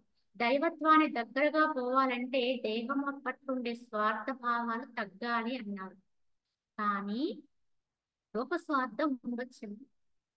ఏమి స్వార్థము అంటే ఆత్మ స్వార్థం ఉండాలి. నన్ను నేను ఉద్ధరించుకోవాలి, నా కోసం మాత్రమే నేను పని చెయ్యాలి, నన్ను నేను తెలుసుకోవాలి, దానికోసం నేను ఏదైనా వదిలేయాలి అన్నట్టుగా ఎవడైతే ఆత్మ కొరకు మాత్రమే ప్రయత్నిస్తాడో అది స్వార్థ సాధకత్వము అన్నారు దాన్ని. అంటే తన కొరకు తాను పొందే స్వార్థం. ఈ స్వార్థమే ఆత్మయందు నిష్ఠ అని చెప్తారు. దీన్నే ఆత్మయందు నిష్ఠ అంటే దాన్నే పట్టుకుని ఉండడం లేదన్నమాట. నాకు మాత్రమే, నేను మాత్రమే అంటే తను తాను తెలుసుకుంటే, తన స్థితి తనకు అనుభవానికి వస్తే, ఈ స్వార్థంలో ఉంటే జగత్తంతా వాడికి వెళ్ళడిపోతుంది. ఎందుకంటే అదే సర్వము నిండి ఉన్నది కనుక. కనుక ఎవరివైనా మొట్టమొదటి తను తాను పొందే విషయంలోనే స్వార్థత్వంతో ఉండాలండి. లోకమంతా తిరిగి ఎక్కడో పట్టుకుందాం, ఏదో చేసేద్దామని పరుగులు పెడితే ఇక్కడ మనకి ఏది లభ్యం కాదు. ఒకవేళ ఆ మార్గంలో ప్రయాణం చేసి ఎప్పటికీ మనకి అది సత్యం తెలియదండి, పూర్ణంగా ఎవరూ తెలుసుకోలేము. కానీ ఎవడైతే తనని తాను తెలుసుకునే ప్రయత్నంలోనే ఉంటూ తను తాను అనుభవానికి తెచ్చుకుంటాడో వాడికి జగమంతా ఎరికే. తను తాను ఉద్ధరించుకుంటే జగత్తుని ఉద్ధరించినట్టేనండి. ఒక ప్రశ్న మనం వేయొచ్చు, కానీ ఈ ఉద్ధరించుకున్న మహానుభావులే జగత్తును ఉద్ధరించగలుగుతారు. జగత్తుకు వచ్చేటువంటి అనేక రకాలైన ఎక్కడి నుంచైనా లేదా ఈ యొక్క శాంతి స్థితిని నెలకొల్పడానికైనా అటువంటి వారి ప్రేరణ వల్లే జరుగుతుందండి. మీరు బయటకి ఏమీ చెయ్యరు. ఇటువంటి మహానుభావులు జగత్తులో చాలా మంది ఇంకా ఉన్నారండి, ఉండబట్టే ఇంకా ఇలా నడుస్తుంది కాలం. వారు భౌతిక ప్రపంచానికి తెలియకపోవచ్చు ఎవరు ఎక్కడున్నారు ఏమి. ఇవాళ హిమాలయాల్లో సాధు గుంపులు తపస్సు చేసుకుంటూ ఉంటారు. ఆ జన్మకు అర్థం ఏముందండి, ఎక్కడో ఉంటారు, ఏదో చేసుకుంటుంటారు, తమలో తాము ఆనందాన్ని పొందుతున్నాము. హిమాలయాల్లో ఉండేటువంటి ఆ యొక్క సాధు పుంగవులందరూ కూడా మహనీయులు అక్కడ తపస్సు చేసుకుంటారు. వారు తమ ఆత్మయందే తామే రమిస్తూ ఉంటారు. అయితే వారి వల్ల ఇహమునకు ఏమి ప్రయోజనం అని చెప్పి మన వంటి వాళ్ళం భావన చేయొచ్చు. కానీ మహనీయులు చేసేటువంటి అట్టి తపోఫలము లోక కళ్యాణార్థం ఎంతగానో ఉపయోగపడుతుంది. ఎందువల్లనంటే వారు చాలా నిగూఢంగా, అంటే ప్రపంచానికి వారు తెలియవలసిన అవసరం లేదు. ఆ మహనీయులు ఏ రకమైనటువంటి పేరు ప్రతిష్టలు కోరుకోరు. కానీ తమలో తామై అంతరములో ఉంటూ ఆ యొక్క ఆత్మని అనుభవిస్తూ నిరంతరము కూడా బ్రహ్మీభావ స్థితిలో ఉంటారు. మరి ఆ స్థితిలో ఉన్న వారి యొక్క ఆ యొక్క తపో ఫలితమే ఈనాడు లోకానికి ఎంతో ఉపయుక్తంగా ఈ ప్రకృతి వైపరీత్యాల నుంచి మరి మనల్ని కాపాడగలిగేటువంటి శక్తి వారిలో ఉంటుంది. ఇలా మనకు తెలియకుండానే ఒక ఆత్మస్థితిని పొందినటువంటి మహనీయుడు వల్ల లోకానికి ఎంతో ఉపకారం జరుగుతుంది. వారు ఎంత నిగూఢంగా ఉన్నప్పటికీ కూడా ఇది గమనించుకోవాలి. కావున ఆత్మ స్వార్థం అనేది అందరికీ ఉండాలి. ఈ స్వార్థాన్ని మరీ పెంచుకుని ఆత్మస్థితి యందు నిష్ట కలిగి ఉండాలి. ఎల్లవేళలా కూడా మనము ఈ ఆత్మస్థితిని అనుభవించటానికంటే ఇతరత్ర ఏ భావన లేకుండా ఉండగలిగితే మనం ఉన్నది ఆత్మస్థానం నందే. ఆ విధంగా మనం మనస్సును ఎప్పటికప్పుడు నిగ్రహించుకుని లోపలికి తెచ్చుకుని ఆత్మయందు నిశ్చలత్వాన్ని పెంపొందించుకోవడమే ప్రయత్నంగా చేస్తే ఈ ప్రయత్నమే చివరికి ఏదో ఒక రోజున మనకి ఫలంగా మారుతుంది. ఏదో ఒక రోజున మనకి ఈ యొక్క ఆత్మ సాయుధ్యం అంటే ముక్తిని అందించేటువంటి స్థితి తప్పకుండా చేకూరుతుంది. ఇది ఎవరి యొక్క ప్రయత్నం ఎంతగా ఉంటుందో వారికి అట్టి ఫలం వస్తుందండి. ఎందుకు రావడం లేదండి, మనం ఇంతకాలం ఇలా చేస్తున్నప్పటికీ కూడా ఎంతకాలం ఇలా ఉంటున్నాం, ప్రయత్నం చేస్తున్నాం కదా, మరి మనకి అనుభవం ఎందుకు చేకూరట్లేదు అంటే ఒక్కసారి మనలోకి మనం వెళ్ళి విమర్శ చేసుకుంటే అర్థమవుతుంది. మనం ఎంతవరకు ప్రయత్నం చేస్తున్నాం, ఎంత శుద్ధమైనటువంటి ప్రయత్నం చేస్తున్నాం, నిష్కల్మషంగా మనం తరిచి చూసుకుంటే అర్థమవుతుంది. ఎందుకంటే మన ప్రయత్నం అంతా కూడా ఎలా ఉంది అంటే దాన్ని భాగాలుగా విభజించి ఈ ప్రయత్నాన్ని శ్రద్ధ అని కూడా అనొచ్చు. ఈ శ్రద్ధనే మనం ఏం చేస్తున్నాం, రకరకాల విషయాలకి విభజించి పంచి అటు పిమ్మట మిగిలినది ఏదైనా ఉంటే అది లోపల మన యొక్క స్థితిని అందుకోవడానికి ప్రయత్నిస్తుంది. మరి ఈ ప్రయత్నం ఎంతవరకు సఫలమవుతుందండి అంటే ఏమీ లేని స్థితి ఏదైతే చేకూరుతుందో అక్కడే ఆత్మలాభం, ఆత్మస్థితి యొక్క అనుభూతి. ఆ మనసులో ఇంక ఏది ఉన్నా, ఏ విషయం ఉన్నా, ఏ సంకల్పం ఉన్నా అది అడ్డుగా నిలుస్తుంది. అదంతా మాయే స్వభావమే. అది ఏ రకమైనటువంటి సంకల్పం అయినప్పటికీ కూడా. కావున అన్ని ప్రయత్నాల నుంచి కూడా వెనక్కి వచ్చి తానైన ఆత్మస్థితిని అందుకునే ఏకైక ప్రయత్నం కనుక చెయ్యగలిగితే తప్పకుండా ప్రతి ఒక్కళ్ళం కూడా జన్మ సార్థకం చేసుకోగలం ఈ మానవ జన్మకు వచ్చినందుకు. అందుకని ఆత్మస్వార్థం ఉండవచ్చును అని వశిష్ఠుల వారే చెప్పారు. మిగతా ఏ స్వార్థాలు అన్నీ కూడా త్యజించవలసిన స్వార్థాలే. కానీ ఆత్మనైన నన్ను నేను పొందాలనే స్వార్థం మాత్రం ప్రతి ఒక్కరూ కలిగి ఉండాలి. అది ఆత్మ స్వాతంత్ర్యం. చెప్పాలంటే అందరి యొక్క హక్కు అది. ప్రతి ఒక్కళ్ళము అదే ఉన్నాం కనుక నన్ను నేనుగా పొందడం అనేది ప్రతి ఒక్కరి యొక్క అర్హత, హక్కు ఉన్నది. హక్కు ఉంది కానీ ఆ అర్హత సంపాదించాలి మనం అని దాని భావన. ఇంకా ఇలా చెబుతూ ఆత్మ జ్ఞానము చే అజ్ఞానకృత వైషమ్యము నివృత్తి కాగా ఏ అనంతమై సమమై పరిపూర్ణమైనట్టి ఆనందము ప్రాప్తించుచున్నదో దానిని విజ్ఞులు పరమార్థమని చెప్పుదురు. అయ్యది ఎవరి వలన పొందబడుచున్నదో నేను అన్నాను. అంటే ఈ ఆత్మ జ్ఞానము చే అజ్ఞానకృత వైషమ్యం అంతా కూడా నివృత్తి అయిపోయినప్పుడు. ఎందువల్ల అంటే చీకటి ఎప్పుడు పోతుంది అంటే వెలుగు వచ్చినప్పుడు పోతుందని అందరికీ తెలుసు. అలాగే మనలో ఉన్నటువంటి తమోపూర్వకమైనటువంటి ఈ అజ్ఞానకృతమైనటువంటి వైషమ్యాలన్నీ కూడా దేని వల్ల పటాపంచలవుతాయి అంటే ఆత్మజ్ఞానము చే మాత్రమే. ఈ ఆత్మజ్ఞానాన్ని మనం ఎంత పెంపొందించుకుంటే అంతంత మనలో ఉండేటువంటి ఈ యొక్క అజ్ఞానకృత వైషమ్యం అన్నారు దీన్ని. అజ్ఞానం వల్ల వచ్చేటువంటి ఒక మూర్ఖత్వ స్థితి, మూఢత్వం, ఇదంతా కూడా నివృత్తి అవుతుంది. అలా నివృత్తి కాగా ఏ అనంతమై సమమై పరిపూర్ణమైనటి ఆనందం అనేది ప్రాప్తమవుతుందో. ఎందుకంటే చీకటి తొలగితేనే వెలుగు వస్తుంది. అలాగే అజ్ఞానం నివృత్తి అయితేనే జ్ఞానం కలుగుతుంది. జ్ఞానం అనేది కలిగితేనే పరిపూర్ణమైనటువంటి ఆనందం అనేది ప్రాప్తిస్తుంది. ఎందుకంటే ఆత్మ వేరు ఆనందం వేరు కాదు. ఆత్మస్థితి ఆనందం. ఆత్మ యొక్క సహజ స్వభావమే ఆనంద స్థితి. ఆత్మ యొక్క స్థితి అనుభవం అంటే నిరవధికమైన ఆనందంలో ఉండడమే.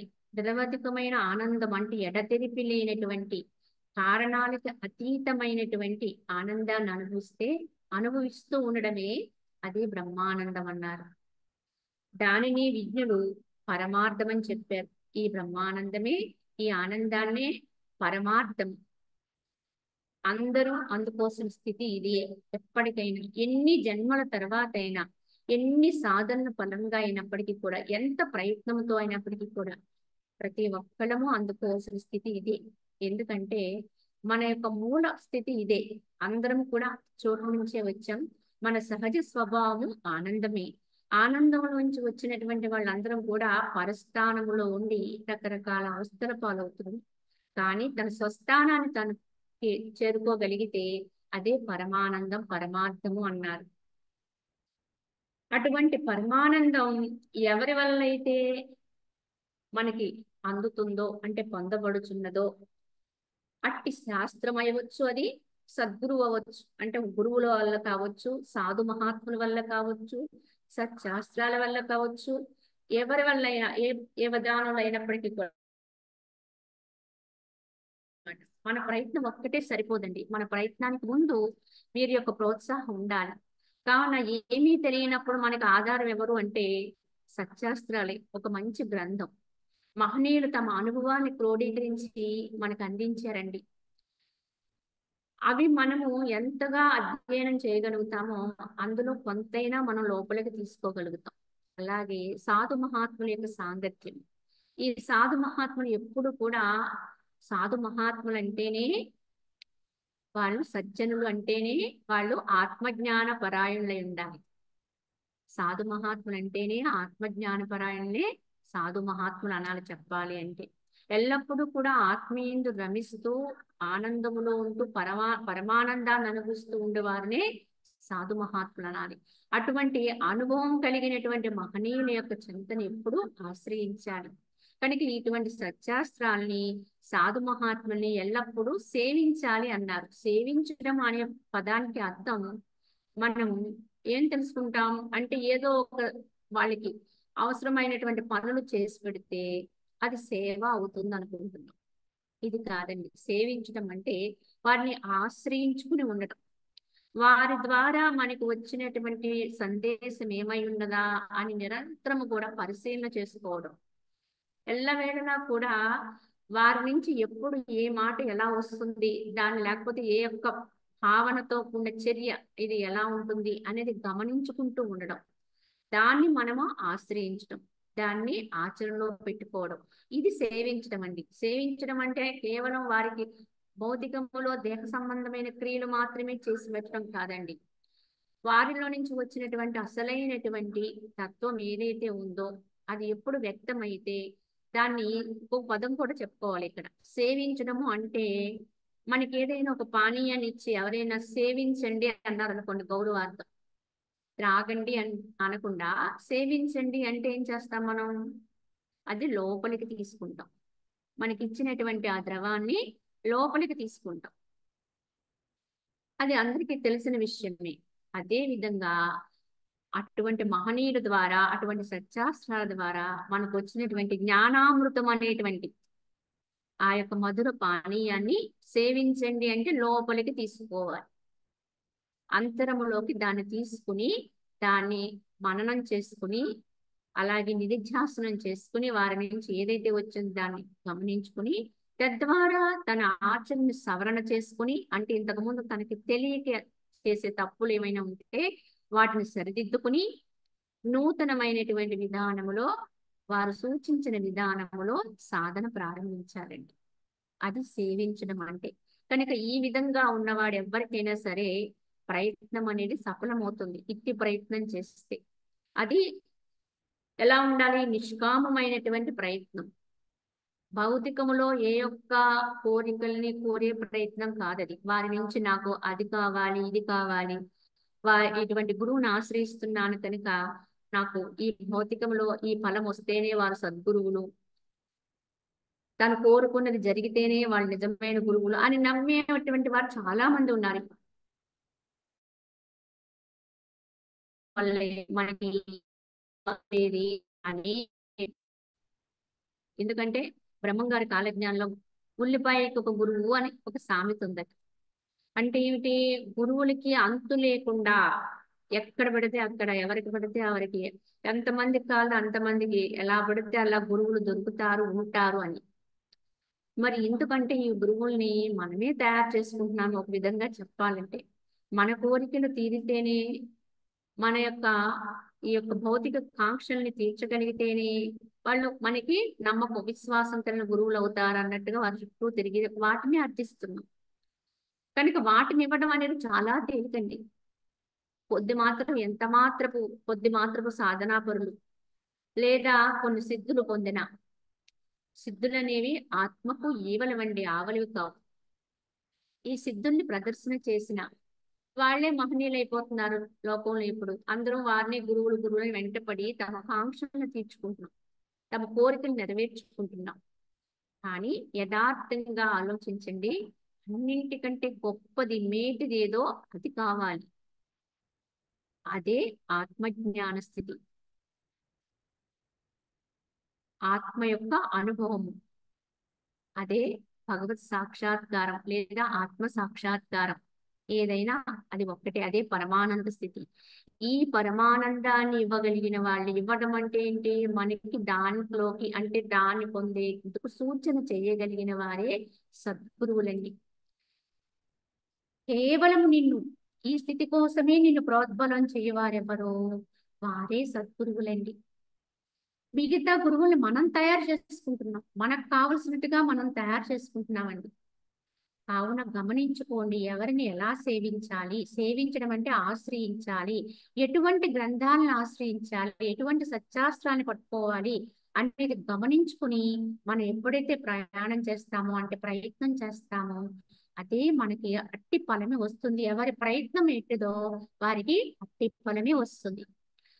కనుక సాధకులు స్వచ్ఛం కలిగిన వారైతే, అంటే సద్గురువులు అన్నట్టే ఇక్కడ సత్సాధకులను కూడా చెప్పుకోవచ్చు. ఎందుకంటే సత్యవంతమైనటువంటి దానికోసం ప్రయత్నించు వారిని, అటువంటి వారు ఆ సద్గురువుల్ని ఆశ్రయించాలి అని చెబుతూ, నిజ పురుష ప్రయత్న బలముని ఇహపరలోకముల రెండింటి యందు మంచి చేకూరును. పూర్వపు దుష్కర్మలు ఇప్పటి ప్రాయశ్చిత్తాన్ని సత్కార్యములచే శుభఫలములుగా మారి శోభను కూర్చుకును. కావున నిజ పురుష ప్రయత్నం అన్నారు. యథార్థమైనటువంటి పురుష ప్రయత్నం ఏదైతే ఉందంటే, ఏదైతే సత్యమో దానికోసం చేసబడేటువంటి ప్రయత్నం అని నిజ పురుష ప్రయత్నం అంటే, అందరూ అన్నిటి కోసం ప్రయత్నాలు చేస్తూనే ఉన్నారు, కానీ దేనికోసం ప్రయత్నం చేస్తున్నారు అంటే అశాశ్వతమైన వాటి కోసమే ప్రయత్నిస్తున్నాం. కానీ సత్యవంతమైన ఆత్మ కొరకు ప్రయత్నం చేయువాడే నిజ పురుష ప్రయత్నం చేయువాడు. కావున ఇటువంటి నిజ పురుష ప్రయత్న బలమునని, ఈ బలాన్ని పెంపొందించుకుంటేనే ఈ ప్రయత్న పరులే ఇహమునందు కానీ పరమునందు కానీ రెండింటి యందు కూడా ఉన్నతిని పొందగలుగుతారు. ఇక్కడ వాళ్ళ యొక్క జ్ఞానముతోటి సత్యవంతంగా వెలుగుతారు, ప్రకాశవంతంగా ఉంటారు, అందరికీ ఆ ప్రకాశాన్ని అందించగలుగుతారు. అలాగే పరమునందు కూడా తమ యొక్క ఉన్నతిని తాము అనుభవిస్తారు. కావున ఇహ పరముల్లో ఎక్కడైనా సరే ఉత్తమంగా ఉండాలి అంటే నిజ పురుష ప్రయత్నమే, యథార్థ పురుష ప్రయత్నమే ఆశ్రయము. పూర్వపు దుష్కర్మలు ఇప్పటి ప్రాయశ్చిత్తాది సత్కార్యములు చే శుభ ఫలములుగా మారి శోభను కూర్చుకును. కావున ఒకప్పుడు మనకి తెలియక కానీ తెలిసి కానీ ఏవైనా దుష్కర్మలు కనుక ఆచరించి ఉన్నా, ఇప్పుడు మనం చేసుకునేటువంటి ఈ ప్రాయశ్చిత్తాది సత్కార్యములు ఉన్నతమైనటువంటి విధానం, ఈ యొక్క ఆత్మజ్ఞానాన్ని పెంపొందించుకుంటూ మరి ఆత్మజ్ఞాన సంపన్నుడు ఎప్పుడు కూడా శాస్త్రాన్ని అధిగమించడండి, లోక విధిని దాటడు, కనుక దాని ప్రకారమే ఆచరిస్తూ సత్కర్మాచరణే కలిగి ఉంటాడు. కావున ఇటువంటి సత్కార్యములచే ఆ యొక్క దుష్టకర్మలన్నీ కూడా శుభకర్మలుగా పరిణించింది మారి శోభను కూర్చుకును. కావున ప్రాయశ్చిత్తం అనేది దేన్నైనా సరే రూపుమాపగలుగుతుంది, ఈ ప్రాయశ్చిత్త కర్మ. కావున చేసినటువంటి తప్పిదాన్ని మరలా చెయ్యకుండా దానికి పశ్చాత్తాపడి ప్రాయశ్చిత్త కర్మ అంటే దానికి విరుగుడుగా ఏం చేసుకోవాలో అది చెయ్యాలి. అటువంటి దాన్ని సత్కర్మాచరణ అంటారు. అంటే ఇప్పుడు మనము ఏది లేకుండా బాధపడుతున్నాం అనుకోండి, మనకి ఏదైతే కొరతగా ఉందో ఆ కొరత ఎవరి వల్ల వచ్చిందండి అంటే గతంలో మనం చేసినటువంటి దుష్ట కర్మల వల్లే మనకి ఆ కొరత వస్తుంది. ధనహీనుడుగా ఉండొచ్చు, లేదా అది ఎవరి నుంచి కూడా ప్రేమను పొందలేనటువంటి విధానంలో ఉండొచ్చు. ఇలా రకరకాలుగా మనము వ్యధలకు పాలవుతూ ఉంటాం రకరకాలైన స్థితుల్లో, లేకపోతే అనారోగ్యంతో బాధపడే వాళ్ళు అయ్యొచ్చు. ఇలా ఉన్నప్పుడు అర్థం చేసుకోవాలి, గతములో నేను ఇప్పుడు ఏ బాధనైతే అనుభవిస్తున్నానో అది నేను ఎవరికో కొరతగా చేసి ఉంటాను, ఎవరికో దక్కకుండా చేసి ఉంటాను, కనుక అప్పుడు మనం దాన్ని ఏమి చేయడం జరిగిపోయిన దాన్ని. కానీ ఇప్పుడు మాత్రం మనం మార్చుకోవచ్చు. ఎలా అంటే మనకి ఏది లేదో అది అందరికి ఇచ్చే ప్రయత్నం చేయాలి. మనం ఏమి లేక బాధపడుతున్నామో ఆ విధానాన్ని అది అందరికి పంచే ప్రయత్నం చేయాలి. అది ఎప్పుడైతే మన వల్ల జరుగుతుందో అదే ప్రాయశ్చిత్తం అవుతుందండి. దీనులు ఎందుకు కానీ ఎవరి ఎందుకు కానీ దేని ఎందుకు కానీ మనం ఎప్పుడూ కూడా ఈ దయా కరుణ స్వభావం కలిగి ఉండాలి అనడానికి కారణం ఇది. కనుక నువ్వు పంచే కొలది అది అందుతూ ఉంటుందండి, ఎంత పంచుతావో అది నీకు అంత దగ్గర అవుతూ ఉంటుంది. ఇలాగా కరుణతో నిండినటువంటి హృదయమే భగవంతునికి నిలయం అవుతుందండి. అంతే తప్ప అది గట్టిగా కఠిన స్వభావంతో ఉన్నప్పుడు, మృదుత్వం అనేది అక్కడ లేనప్పుడు అది ఆత్మను అనుభవించడానికి సరైన తావుగా ఉండదండి. కావుననే ఈ ప్రాయశ్చిత్త కర్మ అంటే సత్కార్యములు చే శుభములుగా మారి శోభను కూర్చుకును. కాబట్టి మనుజుడు కార్యశీలుడు కావలను. ఇంత జ్ఞానము చెప్పి ప్రయత్నము చేయమని చెప్పి ఆత్మజ్ఞాన సంపన్నుడుగా ఉండమని చెబుతూ మరి వశిష్ఠ భగవాన్ చెప్పేది ఏంటంటే కార్యశీలుడుగానే ఉండమన్నాడు. అంటే ఏమిటి? మనము చేస్తున్న విధి నిర్వహణగానే చెయ్యాలి. నిత్య నైమిత్య కర్మల్ని ఆచరిస్తూనే ఉండాలి, కానీ వాటిని మనం జ్ఞానపూర్వకంగా చేయాలి. వాటిల్లోంచే మనము పరమార్థ సత్యాన్ని వెతుక్కోవాలి. అన్ని ఆచరిస్తూనే వాటి ఉన్నటువంటి ఆత్మని సత్యాన్ని మనం గ్రహిస్తూ ఉండాలి. పురుష ప్రయత్న బలము చే బలము అరచేతి ఎందరి ఉసిరికాయ వలె లభించును. ఈ పురుష ప్రయత్నం అనేది ఎంత గొప్పది అంటే, ఈ ప్రయత్నం అనేది మనం ఎప్పుడైతే నిరవధికంగా చేస్తూ ఉంటామో అది దాని యొక్క ఫలము తప్పకుండా అందుతుంది. పురుష ప్రయత్నం అంటే ఏంటో చెప్పుకోను. అన్నింటికంటే ఉత్తమమైన ప్రయత్నం ఏదో దాన్ని పురుష ప్రయత్నం అన్నారు. ఈ పురుష ప్రయత్న బలము చేత అరచేతి యందు ఉసిరికాయ వలె ఫలం లభిస్తుంది అన్నారు. అంటే చాలా తేలికగా, అంటే ప్రత్యక్షంగా, పరోక్షంగా కాదు. అంటే ఎక్కడో ఉంది, దాన్ని ఊహించుకో, దాన్ని అనుభవించినట్టుగా భావించుకో అనేది కాదండి. నీకు ప్రత్యక్షంగా కనపడుతుందండి అరచేతిలో ఉసిరికాయ. అలానే ఈ ఆత్మానుభవ స్థితిని పొందడం ద్వారా వచ్చే శాంతిని కానీ లేదా ఆనందాన్ని కానీ ఏదైనా సరే నువ్వు ఇప్పుడే ఇక్కడే అనుభవించగలవు. అది ఎప్పుడో వాయిదా వేసి ఇంకొక నువ్వు ఇప్పుడు ఇలా ఉంటే నీకు ఈ ఫలం తర్వాత వస్తుంది అని చెప్పేది కాదు. యథార్థంగా నువ్వు ఎప్పుడు ఈ స్థాయిలో ఉంటావో, ఎప్పుడు దీని అనుష్ఠానంలో ఉంటావో, ఎప్పుడైతే సత్యవంతంగా ఉంటావో, సత్యం యొక్క అన్వేషణలోనే ఉంటావో, అప్పుడు దాని ఫలం కూడా నీకు ప్రత్యక్షమే.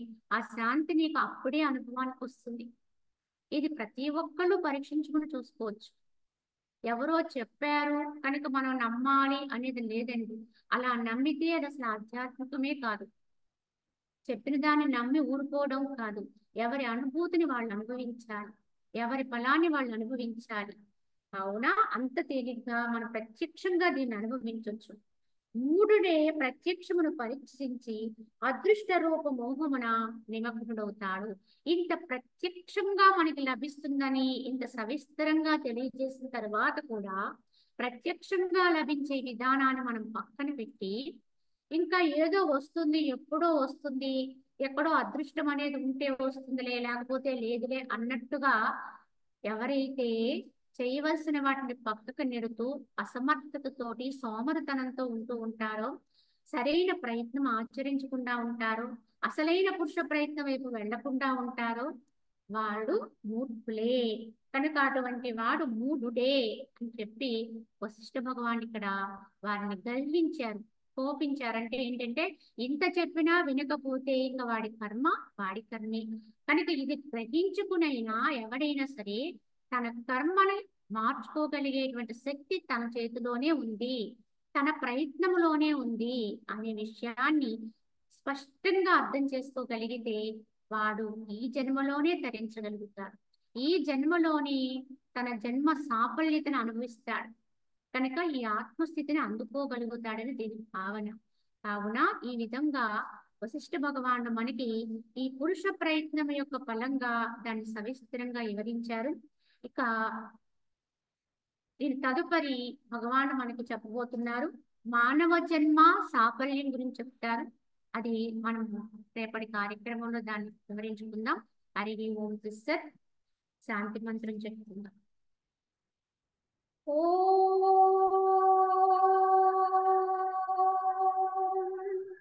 असतो मा सद्गमय तमसो मा ज्योतिर्गमय मृत्योर्मा अमृतङ्गमय। ॐ शान्ति शान्ति शान्ति।